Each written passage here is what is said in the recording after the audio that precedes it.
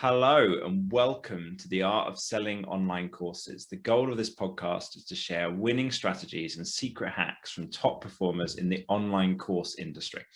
So my name is John Ainsworth and today's guest is Monica Badiu. And Monica's got a proven track record spanning over 10 years and 3 continents, and she's our in-house copywriter and our copy coach. And what she does, she helps our clients to write email promotions and sales pages. Now, before we start learning from Monica, I want to mention our sponsor. And today's sponsor is my company, Data Driven Marketing. And what we do is we help online course creators to increase their revenue 20 to 100% through strategic funnel optimization. So we help you convert more visitors into leads, more leads into sales, and sales into higher revenue sales. We do that through email marketing, webinars, tripwire funnels, and more. Go to datadrivenmarketing.co/calculator to find out how much more money you could be making from your online courses. So Monica, welcome to the show. Hi, John, and hi, everyone. It's awesome to be here. Monica was actually responsible for the name, The Art of Selling Online Courses. And every time that I say it, I'm like, that's a good name. I like that. I think that's the best headline I have ever written.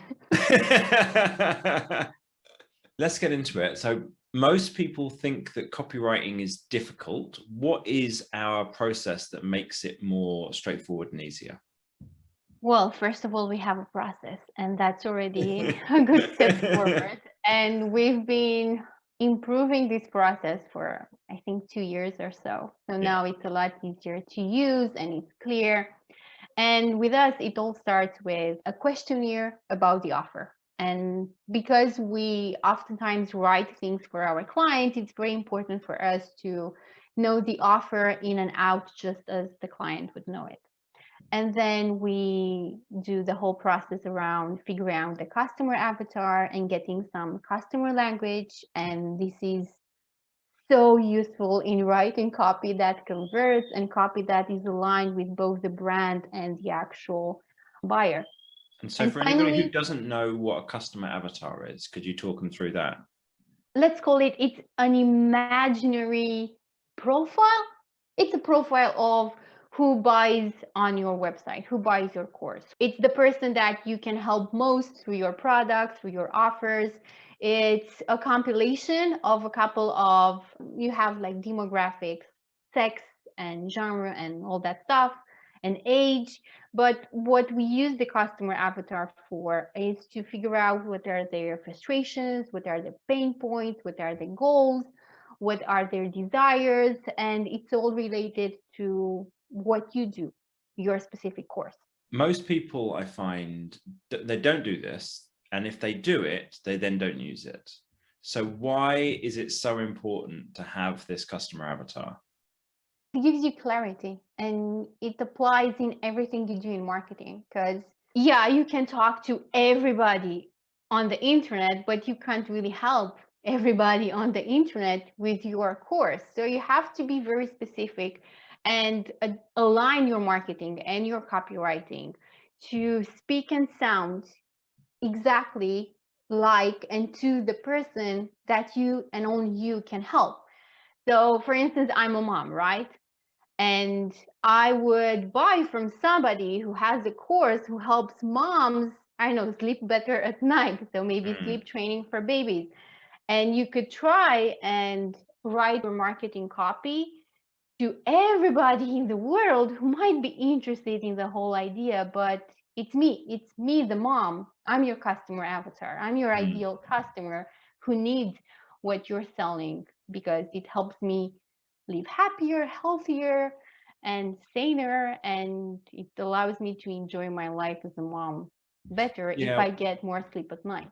One of the things I find with the customer avatar, really getting it right, is a lot of people, they write stuff that's a bit too generic. They're like, this is going to help you and it's going to help you, but it'll also help these other people as well. And so everybody reading it's like, is it really for me? It's like, it's kind of sounds like it may be for me, but it's maybe not, it's a bit too generic. Ideally, you'd your copy to sound very specific and natural to one person. And that one person is your primary customer avatar or your ideal buyer, because that's the person who's going to buy from you every single time, as opposed to everybody who's going to ask more questions and have more objections and show more resistance, because just not for them. And that's Mm. okay. You don't have to be for everybody. No, that's what I was going to say. Is you don't need that many customers to be really successful as an online course creator. Like, it's thousands, it's not hundreds of millions. So it's like you can afford to get really specific and narrow, because then the people that you're talking to, they really know that you're talking to them. They're like, oh, that's me. So just as a weird example, right? So we went to the vet about our dog, and he was ill and he had these weird twitches that he'd do. And we'd go to the vet and like, oh, maybe it's this and maybe it's that. And they kind of weren't quite sure. And then we went to one vet about it, who was like a specialist in some clinic. And he's like, does he do this about like 15 or 20 times a day? And we're like, yeah, that's about right. And when he does it, does he then do this thing afterwards? We're like, yeah, that's exactly what happens. And he's like, and does he then act like this for a little bit? Like, yeah, that's exactly right. We're like, okay, whatever this guy recommends, we're doing, because he knows exactly what the problem is better than we could have described it ourselves. And it's like that with someone buying your course. If you can describe their problem really, really specifically and exactly, and they're like, that's me, this person, it's like they're reading out my diary. It's like they know who I am. It's like they've been spying on me. Then they'll just trust you to solve the problem, because there's no way that you could have known that problem that well without you becoming an expert, and then you must have the solution to it. So it's a total reasonable assumption, but you can't write that if you are writing for everybody. Yeah. And you can't write that if you haven't performed the actual process of figuring out your customer avatar. And it's not just like journaling questions, it's actually data driven. And then put that customer language and use it to identify exactly what they're going through on a normal day and what are their frustrations. It's really hard to write something specific if you don't have these. Mm. So that customer language document, how does that work? How do people go about putting that together? Well, it's a bit more complex, but the customer language comes from any surveys you have created and sent to your email list. So it comes from testimonials, it comes from like customer support emails, comments online. All those different things are basically market research, and those allow you to understand how your audience thinks and talks about their specific problem, right? So I'm a mom, I don't get a lot of sleep. If I would get this question, what's your biggest frustration with having like a 1-year-old? I don't get enough sleep. And that's the exact bit of customer language that you can use in your headlines, in your emails, on your sales pages, in videos, everywhere. And that's how you get it. You basically take it or ask your actual audience. And the way we do it, we have like a very long document, and it's organized by sections. It's pain points, challenges, desires, all that stuff. And then we just copy paste the exact phrase that your customer has had or has answered when we asked a specific question in a survey or when he expressed himself in a testimonial. Almost, Monica, it's almost as if you're saying that copywriting isn't like a creative process where you just make a whole load of things up to sound what you think is wonderful. But instead, it's actually like a whole data-driven process where it involves almost like a science and a lot of research and thinking. Well, yes. Well, no, it's actually half-half. But for writing copywriting that sells, or copy that sells, that converts, then you need to be a little bit, let's say, data-driven. And then the creativity occurs because you have to master the words, let's call it that, but it always comes down to your customer. So it's never about you. It's always about what the customer needs to hear, and in a language and in words that they are easy for them to understand. So even if you're like academia, but you teach high schoolers something, or people who don't really have a degree, then you need to speak their language. And the best way to do that is to know how they speak and talk and how they describe their problems and their goals. Yeah, I totally agree.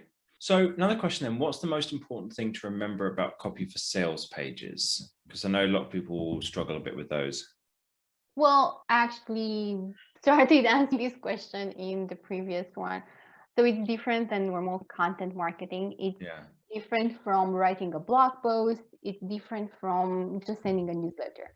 So when you write something that has the purpose of getting a person to buy, then your only goal there is to get that person to buy. So to go through just thinking or considering your product to making the purchase.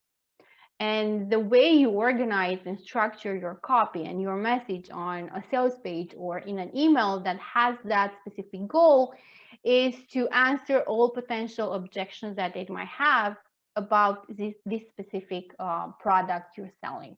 Yeah. And the process is a combination of emotion, logic, and fear, but that's something we can talk maybe another time. But for the purpose of making this as simple as possible, just remember that it's different from any other content marketing before, and your only goal is to get somebody to buy. And it doesn't have to be aggressive, it doesn't have to be spammy. As long as you talk in their own language and you make it about them, not about you, it's going to work, or it's going to be easier for you to write. How do you go about putting this together? Like, what's some of the sections that are required to have on a sales page? Well, we have a couple. I think we're using a 21-step formula, but other people are using like 13 steps. But a couple of important things to always have is obviously a headline. You also need to make sure that you tell them what the offer is about. You need a call to action, like buy this now or add this or try this now. You always need social proof, which can be testimonials or feedback from other people, or even reputation badges that you've been featured on specific media, press pages, whatever. Let's see, what else do? We do a part about using the course to get benefits. So not features like we have 20 different video lessons. We try to make it more about these 20 video lessons will help you get to this, achieve this, know more about that benefit. The part where you get them to imagine themselves taking action is also very important, because that helps them to actually imagine what it would be like when their problem is solved thanks to your course, and how their life is going to be different. And this is one of those things, I think, with sales pages where I think people they think about it as like, I'm uncomfortable with this because I'm like trying to convince the person to get this. And I don't think that's really true. I don't think you're trying to convince people to get something. What I think you're trying to do, if you've got the right ethics about it at least, is try and help the person who this would be perfect for to understand that, yes, this is going to solve their problem. And then if they've got any fears or concerns about it, address all of those and do it in text rather than doing it one-to-one on a, talking to people. Like, I've done sales for many, many years. And one of the things I've always found with sales, and I think I see it differently to a lot of people, is I am never trying to convince somebody to buy. I am asking them about what is their current situation and what do they not like about it? Where do they want to be? And then what's the issues that are stopping them from getting there? And then I'm like, most people, it's the first time someone's taken the time to listen to them. And I'm listening to them and I'm like, I get it, that's hard. I get that that's hard. And we've got something that can actually get you from where you are to where you want to be and deal with all those problems. Would you like me to tell you about it? And they're normally like, yes, of course. I've just told you I want to get there. It's like, I'm desperate to hear about what this thing is that'll help me with it. And I think that's what you're trying to do with a sales page. It's like, you're trying to help people. You're doing it en masse, so it has to be, you have to cover every objection, which is why sales pages can be so long, because you've got to cover all of these different things that someone might be interested in. But you're trying to help people who've got a problem understand that if your product is going to help them, and if they are exactly your customer avatar, then it totally is, which is why you have to be specific about it.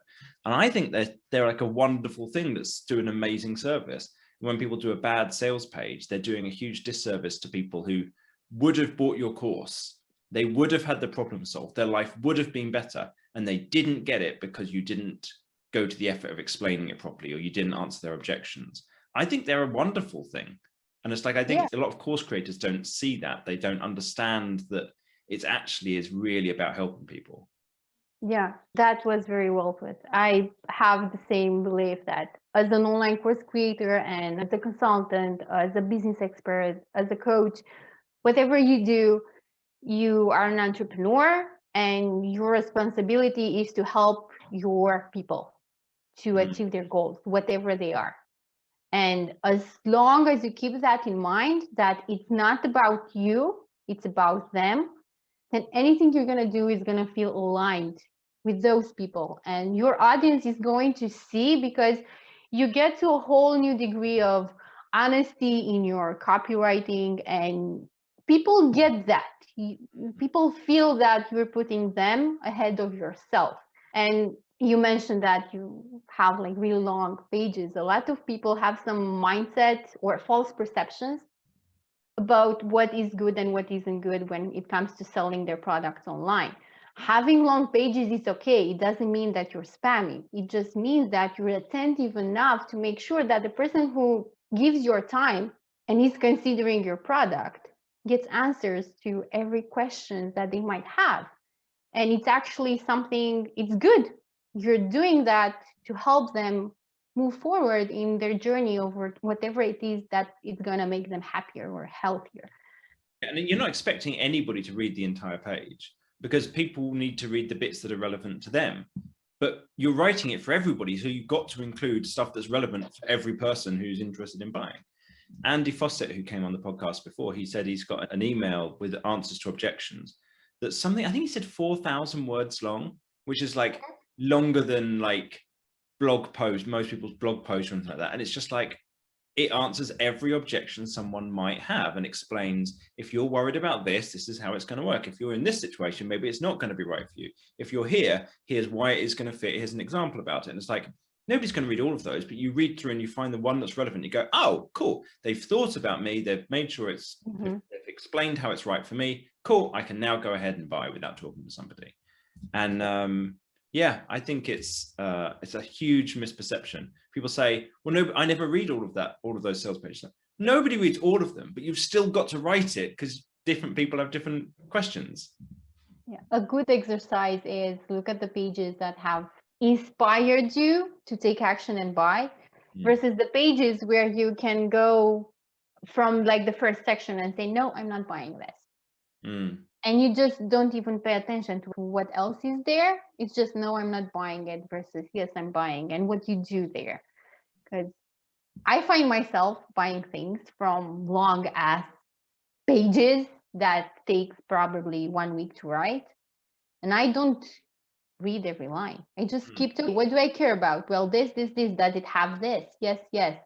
And compare that with another page, maybe from a similar product or service. And if I don't have the answers to those questions, then I'm not going to buy, right? Yeah, I do it on Amazon all the time. I'll scroll and scroll through the page on Amazon, or I'll do a, Control F to search through the page to find the answer to my question. And it's like, I need to know, does it have, what size is the base of this for this parasol or whatever, or like exactly what material is it or whatever. I want to know something that somebody else wouldn't care about, but they have to include all of it. Like if you look at an Amazon sales page, you wouldn't even maybe think of it as a sales page, just a product page. They've got so much information on there. They've got thousands of testimonials, and they've got product descriptions, and they've got information about it. And they've got, it's like tons and tons of stuff on there. So anyway, end of rant. But yeah, that's like I think sales pages are misunderstood by people. What do you think, changing topic slightly, what do you think is the favorite part of what we're doing in terms of copywriting for you? Writing promos, writing email promos. Yeah. I love writing those. I don't know why, but I love them. Maybe it's because I can actually see how they're doing and I can get feedback on what I'm writing. Like as soon as that email has gone out, I can see how many people opened it, how many people clicked, how many people said, I'm not really interested. And then I can see what happens then on the sales page. So I think it's because I have like this clarity, and also because email promos are super effective in generating revenue. Oh my God.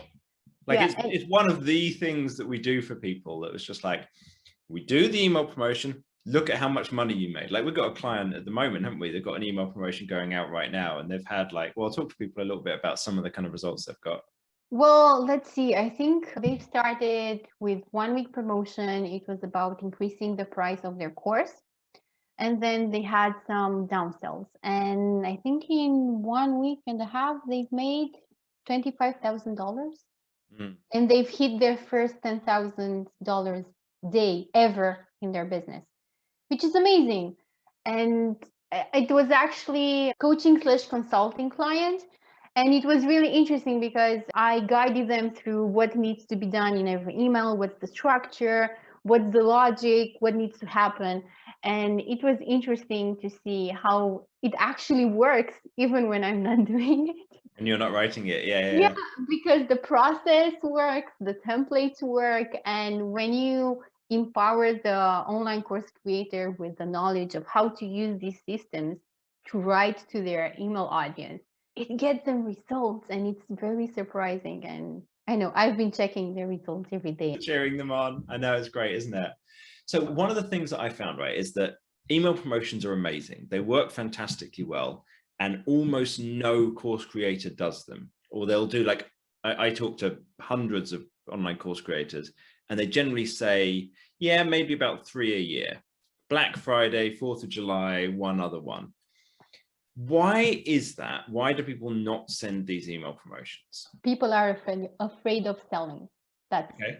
basically the biggest thing. Another one is people think that to sell, you need to have a specific skill set, but you're actually selling every single day, every moment you talk about your business to somebody else. And with your audience, when you're sending a promotion to your audience, a lot of people think that their audience is going to be bothered, annoyed, they're going to leave, they're going to send like hate emails. I don't want this. Why are you sending me this? Why are you trying to get my money and all that stuff, which doesn't really happen, especially when, again, you do the promotion with your audience in mind. Yes, you're going to make money, but it's about you helping people who haven't taken action towards their goal. You're giving them an option, you're giving them a nudge forward to get them to achieve their goal.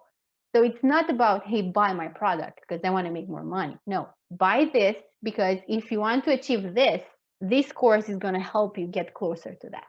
So it's this shift in I'm afraid of selling, I'm afraid of annoying my audience, towards this is actually going to help my audience achieve their goal. Yeah, so I see a couple of things. People are worried about being salesy, and they're also worried about their email list unsubscribing because they're sending these promotional emails that are, annoying in their mind. And I think maybe some people have received a bunch of annoying promotional emails, or when they write them, they're like, this is probably kind of annoying. And so that fear comes from somewhere, but it doesn't have to be like that. So what's some things that people can do to make their emails more friendly or more helpful or less annoying and still get someone to buy? Well, we have a strategy that involves segmenting, that involves, the customer avatar, making sure that what you put out there, it's actually useful to the person that is actually going to benefit from your product. Mm-hmm. And then the other one is nurturing and warming them up. So if it's like Wednesday and you just decided today I'm going to send people an email, buy my course, it's 50% off. You might get some sales, it's 50% off. But at the same time, you might get some people annoyed, or some people who are going to be completely passive because you have done nothing ahead of this promotional email to warm them up to the idea, to pique their interest. So a good rule of thumb would be to have some really valuable content emails before any promotion to spark their interest, show that you care, share a bit of your knowledge and some of the methods that you're using to achieve success or to guide your clients towards success. Because by the time your first promo comes, you're going to be like, how do I buy this? How do I get this? I want to start doing this now. So a rule of thumb, again, nurture and educate your customers first before hitting them with an email promotion. The other one is segmenting. And finally, know your audience, customer avatar. Yeah. One of the things that I find that's, and this is something that Shona Beckwith started, I learned this from Shona Beckwith, and there's another version from a guy called Tom Sears. And Shona runs Perfect English Grammar, and she was bothered about the idea of sending out emails that were too promotional and too annoying. So what she started doing, I don't think this is like the version that gets you the highest conversion rate, but it was one that allowed her to start sending regular email promotions. So that's why I think it's really useful for people.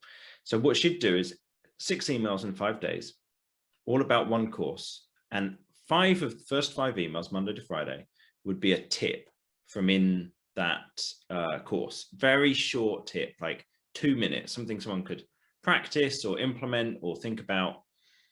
And in that email, she would also have mentioned there's a discount on the course, 30% off this week, and then at the top and then at the bottom as well.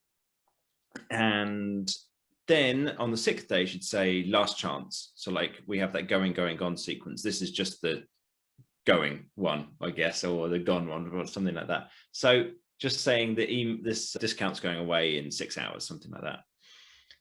Now, there's some slightly more advanced things that you can do. The one from Tom Sears is slightly more advanced than that.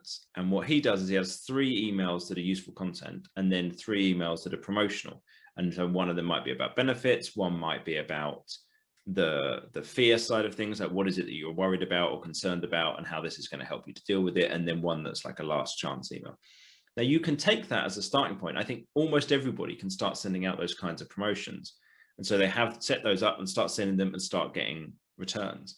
Afterwards, you can start to add in some of the more advanced stuff that we're doing, like, okay, where are you going to include testimonials? What content are you going to use to warm the list up in advance? What are you going to put in there that is making sure you hit the right benefits, making sure you use the customer language? Like all of those work better, but having a promotion go out at all is way better than not having it happen, you know? And I think, so that's like a really good starting point for if you're listening to this and you're like, well, how could I do something with this? Having an email promotion like that, 6 emails in 5 days, useful content in 5 of the emails. It's like, you could just feel good about it. You're helping everybody on your list who reads it and the ones who are interested go and buy it as well. So yeah, I think that's kind of, I've seen people do quite well with just getting started with something like that. I would also add that last emails or email, the going, gone sequence, that is so powerful. So this online course creator I was talking about, their first 10K day was made with that going, gone sequence. And it's very good because it shows that the other emails were good and it generated revenue, but then those last emails really hit the mark and got people to take action. And that's good. That's super good. So not everybody is using this tactic to get their audience to take the leap and make a choice. So I would definitely add those in. And those are like really short. They're not even that long to do. Yeah. And there's not a lot of writing to do, is there? Yeah, they're just like reminders. And because they're based on scarcity or fear of missing out, they work really well. And I would also add that this doesn't mean you're taking advantage or the emotional state your audience is in. You're just helping them to move forward towards achieving their goal. And it's normal. Like everybody's going to do that. Even your teachers in school have helped you to move forward in your learning journey by using tests, exam, and other based incentives. And I'm going to stop there. You're going to have a deadline, right? Something that gets someone to take action. People need a deadline. Great. Okay. Well, that's been amazing, Monica. I think people can get a huge amount out of this. I look forward to hearing from everybody about how much more money you're making after you implement some email promotions. Hit us up about that. If you found this interview useful, then give us a review wherever you listen to it and come join the online course creators Facebook group, the Advanced Online Course Creators Facebook group, for early access to future interviews and support with growing your online course sales. And if you're interested in knowing how much more revenue you could make with your online courses, go to datadrivenmarketing.co/calculator. All right. Thank you all very much. I'll talk to you all next time.